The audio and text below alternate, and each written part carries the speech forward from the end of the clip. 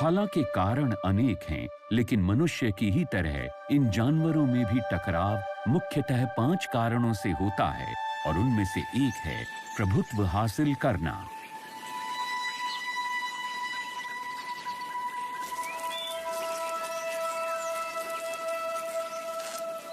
मनुष्य की ही तरह बहुत से पशुओं की प्रजातियां जटिल और संरचित समाज में रहती हैं।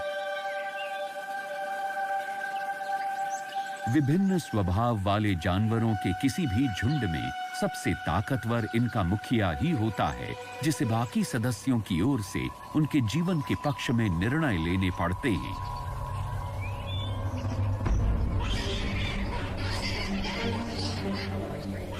किसी भी झुंड का मुखिया होना एक सम्मानित पद होता है। इस पद के साथ आहार, सोना और प्रजनन संबंधी जैसे अनेक प्रकार के विशेषाधिकार जुड़े होते हैं। मानव की तरह ही बबून या भेड़िया होना आसान बात नहीं है। भेड़िए भी एक जटिल समाज में रहते हैं, जिसमें प्रत्येक को अपना ओहदा बनाए रखने के लिए लगातार लड़ना पड़ता है। ये थकान भरी किंतु निरंतर चलने वाली लड़ाई है। इतनी कुशल जीवन शैली ने भेड़ियों के समाज को पृथ्वी के उत्तरी गोलार्ध में शीर्ष का दर्जा दे रखा है।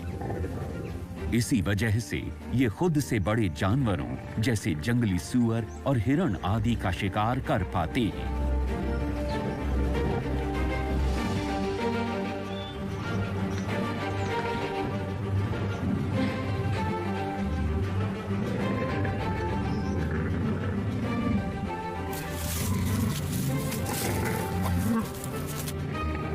लेकिन शिकार हाथ लगने के बाद प्रभुत्व की जंग शुरू हो जाती है।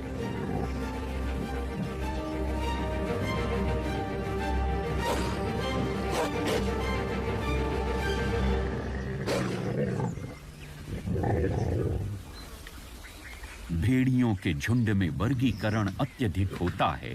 प्रत्येक का झुंड में एक पद होता है और ये वर्ग का भेदभाव खास तौर पर शिकार को खाते समय दिखाई देता है। इनका समाज एक पिरामिड की तरह होता है, जिसके शीर्ष पर एक मुखिया होता है और जिसकी सत्ता को बहुत कम ही चुनौती दी जा सकती है। इस तरह कोई भी मुखिया अपने सहयोगियों के साथ मिलकर ये स्पष्ट कर देता है कि झुंड का कर्ता धर्ता कौन है, और ऐसा साबित करने में गुर्राने से लेकर खून खराबे तक की नौबत आ जाती है।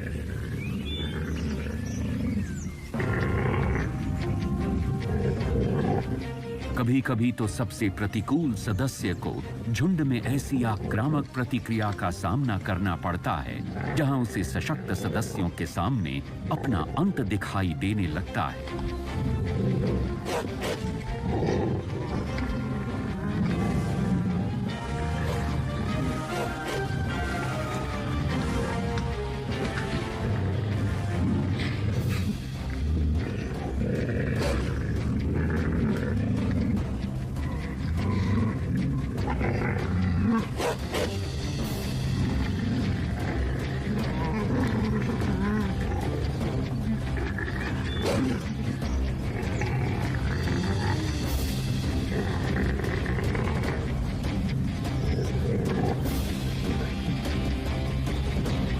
बड़े शाकाहारी जानवरों के बीच अपना प्रभुत्व बल प्रदर्शन के जरिए हासिल किया जाता है, और ये तथ्य अफ्रीका महाद्वीप में भली भांति देखा जा सकता है।